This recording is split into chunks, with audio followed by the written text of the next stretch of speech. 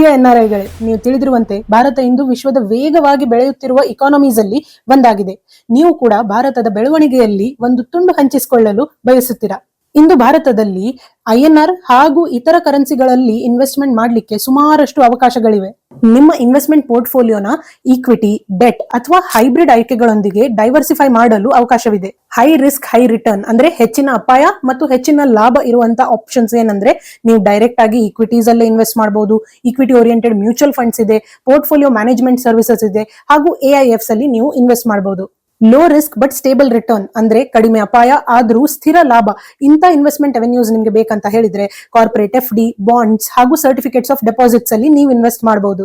ಇವುಗಳಿಂದ ಹೊರತಾಗಿ ನೀವು NPS, ಚಿನ್ನ, ಬಾಂಡ್ಸ್, ರಿಯಲ್ ಎಸ್ಟೇಟ್ ಇಂಥ ಆಪ್ಷನ್ಸ್ ಅಲ್ಲಿ ಕೂಡ ಇನ್ವೆಸ್ಟ್ ಮಾಡಬಹುದು. ಹಾಗಾಗಿ ಪ್ರಿಯ ಎನ್ಆರ್ಐಗಳೇ, ಭಾರತದ ಬೆಳವಣಿಗೆಯ ಕಥೆಯ ಭಾಗವಾಗಲು ಹಾಗೂ ನಿಮ್ಮ ಹಣವನ್ನು ಬೆಳೆಸಲು ಉತ್ತಮ ಅವಕಾಶವಾಗಿದೆ.